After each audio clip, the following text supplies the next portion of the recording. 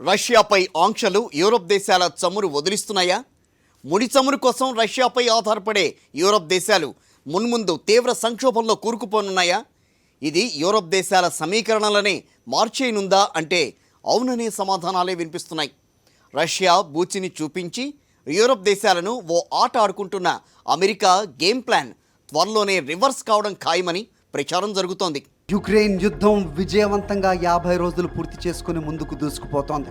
పోతూ కావలసినంత నెత్తుటేరులు పారిస్తోంది. యుక్రెయిన్లో నగరాలను శ్మశానాల దిబ్బలను చేస్తోంది. చిన్నారులను సైతం వదిలిపెట్టకుండా రష్యా సేనలు హింస రచన చేసుకుంటూ పోతున్నాయి. ప్యూటిన్ రక్తదాహానికి యుక్రెయిన్ కక్కలా వికలమైపోతోంది. అయినప్పటికీ రష్యాకు లొంగకుండా ఇప్పటికీ నిలువరించగలుగుతోంది. ఈ క్రమంలోనే రష్యాకు చెందిన పురాతన యుద్ధ నౌక మాస్క్వా ధ్వంసం అయిపోయింది. దాన్ని తామే పేల్చేశామని యుక్రెయిన్ సేనలు అంటుంటే రష్యా ఆర్మీ మాత్రం దాన్ని కొట్టిపారేస్తోంది. నౌకలోని ఆయుధాలు పొరపాటున పేలటం వల్లే ఈ ప్రమాదం జరిగిందని రష్యా వాదిస్తోంది. లెక్కకు మించి ఆయుధాలతో నిండిన మాస్క్వా విధ్వంసం రష్యాకు భారీ నష్టాన్ని మిగిల్చింది.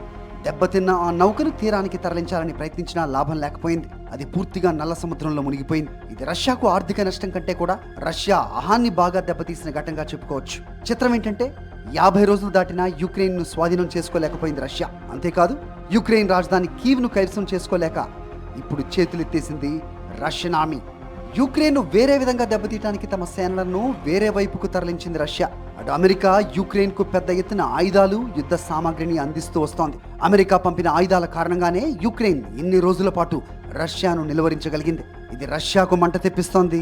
ప్యూటిన్ తీవ్ర అసహనంలో ఉన్నారు ఇప్పుడు. ఈ తరుణంలోనే స్వీడన్, ఫిన్లాండ్ దేశాలు నేటో కూటమిలో చేరడానికి ప్రయత్నాలు మొదలుపెట్టడం ప్యూటిన్ను ఆగ్రహానికి గురిచేసింది. ఈ దేశాలు నేటోలో చేరితే ఆ దేశాల సరిహద్దుల్లో అణ్వాయుధాలు మోహరించక తప్పదని ప్యూటిన్ తాజాగా హెచ్చరించారు. అమెరికా మాత్రం యుక్రెయిన్కు ఆయుధాలు మాత్రమే పంపుతోంది తప్ప రష్యాతో యుద్ధానికి తన సేనలను పంపలేదు. రష్యాను ఒంటరి చేసి యూరప్ దేశాలన్నిటినీ తన వైపుకు తిప్పుకొని ప్రపంచాన్ని ఓ ఆట ఆడుకోవాలన్న లక్ష్యంతోనే అమెరికా రష్యాపై ఆర్థికపరమైన ఆంక్షలు విధించింది. వాటిలో భాగంగా రష్యా నుంచి ఎటువంటి సరుకులను దిగుమతి చేసుకోకూడదని, రష్యాకి ఎటువంటి ఉత్పత్తులు ఎగుమతి చేయకూడదని ఆంక్షలు విధించారు. ఈ ఆంక్షలు ఎంతకాలం అమలవుతాయి అన్నది ఇప్పుడు పెద్ద ప్రశ్న. ఎందుకంటే ఈ ఆంక్షలను అమలు చేయడం ద్వారా రష్యాను చావు దెబ్బతీయాలని అమెరికా, దాని మిత్ర దేశాలు బ్రిటన్, ఫ్రాన్స్లు భావిస్తున్నాయి.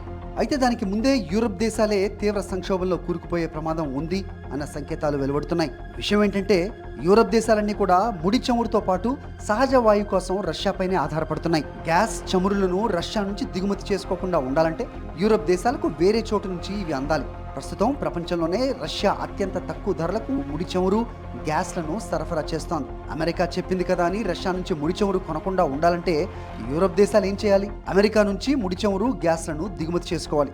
అమెరికా ముడి చమురు ఎక్కడి నుంచి తెస్తుంది? Saudi Arabia, United Arab Emirates, Qatar. ఈ దేశాల నుంచి అమెరికా కారు చౌకగా ముడి చమురు కొనుగోలు చేసి తమకు రావాల్సిన లాభాలు కలుపుకుని ఎక్కువ ధరలకు తన మిత్ర దేశాలకు ఎగుమతి చేస్తూ ఉంటుంది. రష్యాను కాదని అమెరికా నుంచి యూరప్ దేశాలు ముడి చమురు దిగుమతి చేసుకోవాలంటే యూరప్ దేశాలు తమ చేతి చమురు వదిలించుకోవాల్సి ఉంటుంది. ఎందుకంటే రష్యా $30లకు విక్రయించే ముడి చమురును అమెరికా $100లకు విక్రయిస్తుంది. ఇక రష్యా సరఫరా చేసే గ్యాస్ ధరకు కనీసం 5 రెట్లు ఎక్కువ చెల్లిస్తేనే గానీ అమెరికా నుంచి యూరప్ దేశాలకు గ్యాస్ అందదు. రష్యాపై అమెరికాకున్న కక్ష తీర్చడానికి, అమెరికా అహాన్ని సంతృప్తి పరచడానికి రష్యా నుంచి ముడి చమురు కొనుగోళ్లను యూరప్ దేశాలు నిలిపేస్తే అమెరికా నుంచి భారీ వ్యయంతో వాటిని దిగుమతి చేసుకోవాల్సి ఉంటుంది. అదే జరిగితే కొద్ది రోజుల్లోనే యూరప్ దేశాల్లో ఆర్థిక సంక్షోభం తీవ్రమవుతుంది. ఇప్పుడు శ్రీలంకలో ప్రజలు వీధుల్లోకి వచ్చినట్టే కొద్ది నెలల్లోనే యూరప్ దేశాలన్నీ ప్రజా ఆగ్రహాన్ని చవిచూడాల్సి వస్తుంది. ఒక్క ముక్కలో చెప్పాలంటే ఆ దేశాల ఆర్థిక పరిస్థితి తలకిందులైపోతుంది. ఏ రష్యానైతే చావు దెబ్బతీయాలని భావిస్తున్నాయో ఆ యూరప్ దేశాలే నిజానికి చావు దెబ్బతినాల్సి వస్తుంది.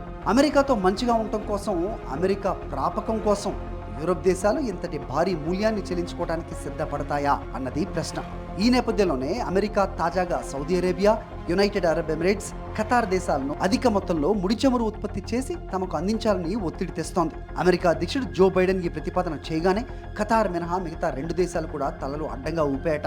ఇప్పటికిప్పుడు చమురు ఉత్పత్తిని మీకోసం పెంచలేవని తెగేసి చెప్పాయి. మాకిప్పటికే ఆసియా దేశాలతో ముడి చమురు ఎగుమతుల కోసం ఒప్పందాలు అమల్లో ఉన్నాయి. వాటిని పక్కన పెట్టి మీకు ఎక్కువ చమురు అందించలేవని స్పష్టం చేశాయట. సౌదీ అరేబియా అయితే అమెరికా మీద పీకల దాకా కోపంలో ఉంది. ఎందుకంటే అక్కడి తిరుగుబాటు గ్రూప్ అయిన హూతీలు నిత్యం రాకెట్ దాడులతో సౌదీ ఆయిల్ రిఫైనరీలపై దాడులకు తెగబడుతున్నాయి. ఈ విషయంలో తమకు మద్దతుగా అమెరికా ఏమీ చేయకపోవటం వల్ల సౌదీ రాజు నారాజుగా ఉన్నారు. యెమెన్లో తిరుగుబాటు గ్రూప్ అయిన హూతీలను ఉగ్రవాద జాబితా నుంచి తొలగించింది బైడెన్ ప్రభుత్వం. దీంతో అమెరికాపై మండిపడుతున్నారు అక్కడి పాలకులు. ఈ నేపథ్యంలో అమెరికాకి దూరం కావడానికి ఈ దేశాలు సిద్ధంగా ఉన్నాయి. ఒకవేళ ఇజ్రాయెల్ నుంచి ముడి చమురు, గ్యాస్లను యూరోప్ దేశాలకు తరలించాలన్నా కూడా పైప్ లైన్ నిర్మాణానికే కనీసం 3 ఏళ్లు పడుతుంది. ఒక్క ముక్కలో చెప్పాలంటే అది రాత్రికి రాత్రి జరిగే పని కాదు. సో నేటో దేశాల ఆంక్షల వల్ల రష్యా ఎంత నష్టపోతుందో ఇప్పుడే చెప్పలేం, కానీ దానికి మించి యూరోప్ దేశాలు చమురు కోసం కటకటలాడాల్సి వస్తుంది. ఈ పరిస్థితులను ప్యూటిన్ ఎప్పుడూ ఊహించారు. తమని దూరం పెడితే యూరోప్ దేశాలు ఎంత ఇబ్బంది పడాల్సి వస్తుందో, దానికి ఎంతటి మూల్యం చెల్లించాల్సి వస్తుందో, అది ఆ దేశాలను ఎంతటి పతనానికి తీసుకుపోతాయో ప్యూటిన్ ముందుగానే అంచనా వేశారు. కాబట్టే నేటో దేశాల ఆర్థిక ఆంక్షలను ప్యూటిన్ మొదటి నుంచి బేఖాతరు చేస్తూ వచ్చారు. ఆంక్షలు తీవ్రతరం అయిన కొద్దీ రష్యా ఓ మెట్టు దిగి తమ దారికి వస్తుందని అమెరికా అనుకుంది. అమెరికాకు మిత్ర దేశమైన బ్రిటన్ కూడా అదే నమ్మింది. ఈ 2 దేశాల మాటలు పట్టుకుని మిగతా యూరోప్ దేశాలు ఆంక్షల విషయంలో అమెరికాకి జై కొట్టాయి. అయితే జర్మనీ మాత్రం మొదటి నుంచి కూడా రష్యాతో వైరానికి సిద్ధంగా లేదు. దానికి అసలు రష్యాను దూరం చేసుకోవడం ఇష్టం కూడా లేదు. ఎందుకంటే రష్యాపై ఆంక్షలు కఠినంగా అమలైతే దారుణంగా నష్టపోయే యూరోప్ దేశాల్లో అగ్రస్థానంలో ఉండేది జర్మనీయే. అందుకే జర్మనీ అమెరికా ఆంక్షల విషయంలో వ్యతిరేక భావనతోనే ఉంది. ఇప్పుడు రోజులు గడిచే కొద్దీ యూరోప్ దేశాల్లో టెన్షన్ పెరుగుతూ వస్తోంది. రష్యాతో ముడి చమురు, గ్యాస్ల సరఫరాకి సంబంధించి గతంలో కుదుర్చుకున్న ఒప్పందాలు ఈ నెలాఖరుతో ముగుస్తాయి. అంటే మరో 15 రోజులు మాత్రమే రష్యా నుంచి యూరోప్ దేశాలకు ముడి చమురు అందుతుంది. దాన్ని ఆంక్షల పేరిట ఆ దేశాలు దిగుమతి చేసుకోకపోతే అది వాటిష్టం. కానీ ఆ తర్వాత పరిస్థితి ఏంటి? మే నెల మొదలయ్యాక అప్పటికి యుద్ధం ముగిసిందని అనుకున్నా రష్యా నుంచి ముడి చమురు దిగుమతి చేసుకునే వీలుండదు. తనపై ఆర్థిక ఆంక్షలు విధించిన దేశాలను ఇబ్బంది పెట్టాలని ప్యూటిన్ కూడా పంతానికి పోతే యూరోప్ దేశాల పరిస్థితి అగమ్య గోచరమే. చిత్రం ఏంటంటే ముడి చమురు, సహజవాయువులను అమెరికా ఉత్పత్తి చేయదు. ఇవే కాదు, ఆ మాటకొస్తే రకరకాల ఉత్పత్తులపై అమెరికా ఏదో ఒక ప్రపంచ దేశంపైనే ఆధారపడుతూ వస్తోంది. అందరి మీద ఆధారపడుతూ కూడా ఆ దేశాలపై పెత్తనం చేస్తూ వస్తోంది. ఏదో ఊహించుకుని అమెరికా యుక్రెయిన్ను రెచ్చగొట్టింది. మీకెందుకు, మీ వెంట మేము ఉంటాం అని యుద్ధానికి ఎగదోసింది. అమెరికా అండ చూసుకుని యుక్రెయిన్ కొండలాంటి రష్యాను ఢీకొట్టడానికి సయ్యంది. సరే, తనకన్నా ఎన్నో రెట్లు బలమైన రష్యాను నిలవరించడంలో యుక్రెయిన్ ఆర్మీ సాహసాన్ని మాత్రం మెచ్చుకుని తీరాల్సిందే. కానీ దానికి యుక్రెయిన్ చెల్లించుకునే మూల్యం ఎంత? యుద్ధంలో ఎవరు గెలవరు. యుద్ధం మొదలుపెట్టిన వారు, తర్వాత బరిలోకి దూకాల్సిన వారు కూడా ఓడిపోతారు. యుద్ధానికి ప్రేరేపించిన వారు ఎంతో కొంత చమురు వదిలించుకోక తప్పదు. ఇప్పుడు యుక్రెయిన్కు భారీ ఎత్తున ఆయుధాలను సరఫరా చేస్తున్న అమెరికా ఆ విధంగానే మూల్యం చెల్లించుకుంటోంది. దురహంకారంతో యుక్రెయిన్ పైకి యుద్ధానికి తెగబడ్డ రష్యా ఏమన్నా తక్కువ నష్టపోయిందా? వేలాది మంది సైన్యాన్ని కోల్పోయిన రష్యా లక్షల కోట్ల రూపాయల మేరకు ఆర్థికంగా నష్టపోయింది. అది కూడా ఇప్పటి వరకు మాత్రమే. యుద్ధం ఇంకా ఎన్ని రోజులు నడుస్తుందో తెలీదు. అది ముగిసే నాటికి ఇంకెన్ని లక్షల కోట్లు చేతులు కాల్చుకోవాల్సి వస్తుందో తెలీదు. ఇక అకారణంగా యుద్ధ భూమిలో అడుగు పెట్టాల్సి వచ్చిన యుక్రెయిన్ అయితే కొన్ని దశాబ్దాల పాటు కోలుకోలేని విధంగా చితికిపోయింది. నగరాలను మళ్లీ పునర్నిర్మించుకోవాలి. ప్రాణాలు కోల్పోయిన వారి కుటుంబాలను ఆదుకోవాలి. వారికి మళ్ళీ కొత్త జీవితాలు అందించాలి. యుద్ధం పేరుతో ఆగిపోయిన అన్ని వ్యవస్థలను తిరిగి బతికించుకుని ముందుకు సాగాలి. ఇవన్నీ కూడా ఎక్కువ కాలం తీసుకునే విషయాలే. ఈ యుద్ధానికి సూత్రధారి అయిన అమెరికా ఏం బాగుందో తెలియదు. రష్యాని ఏం దెబ్బతీశామని అమెరికా ఆనందిస్తుందో తెలియదు. అమెరికా మాటలు విని రష్యాపై ఆంక్షలు విధించి యూరప్ దేశాలు ఏం మూట కట్టుకున్నాయో తెలియదు. ఒకటి మాత్రం నిజం, అందరూ కలిసి వినాశనాన్ని మిగిల్చారు. మానవాళి గుండెలపై మానని గాయం చేసి దానిపై నెత్తుటి సంతకం చేశారు. భావితరాల ప్రజలు ఈ యుద్ధ నేరాన్ని క్షమించారు. ప్రపంచ చరిత్రలో అమెరికా చెయ్యని దుర్మార్గపు పని అంటూ ఏదీ లేదు. చిన్న దేశాలతో ఒక ఆట ఆడుకుని తమ మాట వినని, తమను ఖాతరు చేయని దేశాల్లో అగ్గిరాజేసి కొంపలంటించటంలో అమెరికాని మించిన దుర్మార్గ దేశం మరోటి లేదు. అటువంటి అమెరికా ఇప్పుడు రష్యాను బోన్లో నిలబెట్టి యుక్రెయిన్ను నాశనం చేసే ఆపరేషన్కు దర్శకత్వం వహించి ప్రపంచానికి నీతి సూత్రాలు వల్లిస్తోందని అంటున్నారు నిపుణులు. అమెరికా చెప్పుడు మాటలు విని రష్యాపై ఆంక్షలకు తెగబడిన యూరోప్ దేశాలకు తాము చేసిన తప్పేంటో ఇప్పుడిప్పుడే తెలిసొస్తోంది. అయితే చేతులు కాలేక ఆకులు పట్టుకున్నట్టు ఇప్పటికే జరగాల్సిన నష్టం జరిగిపోయిందని అంటున్నారు మేధావులు. యుద్ధం కారణంగా యూరప్ దేశాలకు రష్యా నుండి ముడి చమురు, గ్యాస్ సరఫరా వ్యవస్థ అస్తవ్యవస్థం అయిపోయిందంటున్నారు శ్రీ వెంకటేశ్వర విశ్వవిద్యాలయం ప్రొఫెసర్ జి జయచంద్రారెడ్డి అంటున్నారు. దీని ప్రభావం చాలా దేశాలపై ఉంటుందని ఆయన అంటున్నారు. యూరోపియన్ దేశాల్లో మెజారిటీ దేశాలన్నీ కూడా రష్యా ఇంధన వనరులపైన ఆధారపడి ఉన్నాయి. క్రూడ్ ఆయిల్ కానీ, గ్యాస్ కానీ. ఈ గ్యాస్ పైప్ లైన్సే ఉన్నాయి డైరెక్ట్. ఇప్పుడు జరుగుతున్నటువంటి ఈ ఆంక్షలు, ఈ పరిణామాల కారణంగా పూర్తిగా ఆగిపోలేదు, కానీ ఈ సరఫరా అనేది అస్తవ్యస్తంగా తయారైంది అనేది మాత్రం వాస్తవం. పర్సంటేజీల్లోకి వెళ్తే అది 50% ఆగిపోయిందా, 80% ఆగిపోయిందా, ఏ దేశానికి ఎంత అనేది పక్కన పెట్టేస్తే ఈ ఇంధన వనరులు అనేటివి రష్యా యూరోపియన్ దేశాల మధ్య జరిగేటటువంటి వర్తకం పైప్ లైన్ల ద్వారా జరిగేది కానీ, లేదు డైరెక్ట్ ఎక్స్పోర్ట్స్ ఇంపోర్ట్స్ వేరే రకంగా జరిగేటివి కానీ పూర్తిగా అస్తవ్యస్తంగా తయారైంది. యుద్ధ ప్రభావం ప్రత్యక్షంగా పరోక్షంగా చాలా దేశాల ఆర్థిక వ్యవస్థలను దెబ్బతీస్తుందంటున్నారు ఆర్థిక రంగ విశ్లేషకులు రాంబాబు. అధిక దిగుమతి క్రూడాయిల్ కానీ లేదా మరొక వస్తువులు కానీ రష్యా నుంచి అధికంగా దిగుమతి చేసుకునేటటువంటి యూరప్ దేశాలు కూడా వీటి బారిన పడ్డాయి. అయితే అనేక రకాలైనటువంటి శాంక్షన్స్ రష్యా మీద చేయటం వల్ల రష్యా యొక్క ఆర్థిక పరిస్థితి దిగదారటం, అంతకుముందు కరోనా వలన ప్రపంచవ్యాప్తంగా అన్ని దేశాలు బారిన పడిన తర్వాత ఇప్పుడిప్పుడే కోలుకుంటున్నటువంటి యూరప్ దేశం కూడా ఈ యుద్ధం వలన దాదాపు 6% ఈ ఆర్థిక పరిస్థితి మీద వారికి ప్రభావం పడిందనేటటువంటిది మనం తెలుస్తోంది. అక్కడ ఎనర్జీ రేట్లు పెరిగినాయి, అనేక రకాల నిత్యావసర వస్తువుల ధరలు పెరిగినాయి, ఆయిల్ ధరలు పెరిగినాయి.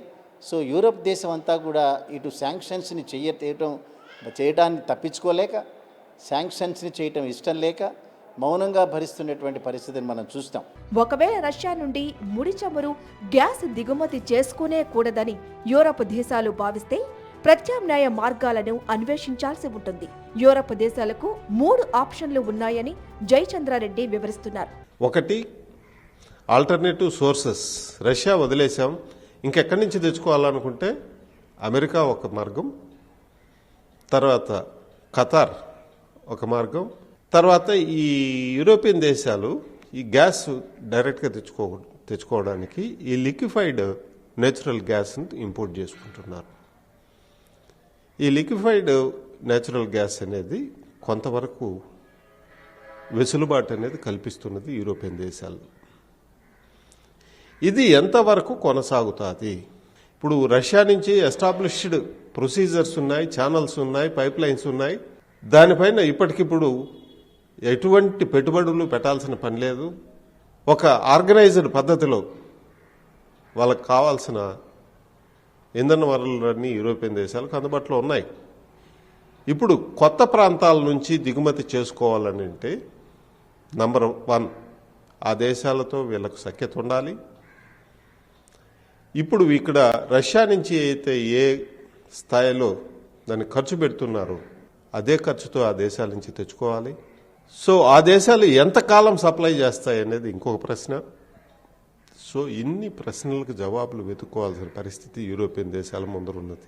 అమెరికాలో ముడి చమురు ఉత్పత్తి బానే ఉన్నప్పటికీ ప్రపంచంలోనే అత్యధికంగా ఇంధన వనరులను వినియోగించుకునే దేశం కూడా అమెరికాయే కాబట్టి ముడి చమురుపై రష్యా సంపాదించినంతగా అమెరికా సంపాదించలేదని అంటున్నారు రాంబాబు.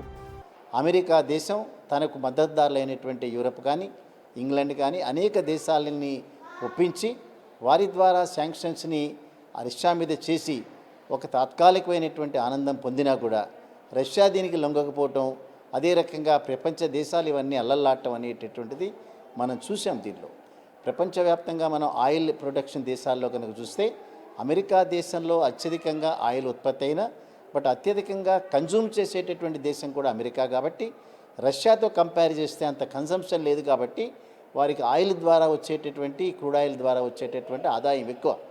ఇప్పుడు అమెరికా దేశం మన సౌదీ అరేబియా లాంటి దేశాల నుంచి అత్యధికంగా దిగుమతి చేసుకున్న వారి దగ్గర ఎక్కువగా ప్రొడ్యూస్ అయినటువంటి ఆయిల్ వలన లాభం పొందకుండా ఈ క్రూడ్ ఆయిల్తో లాభం పొందేటటువంటి దేశం రష్యా.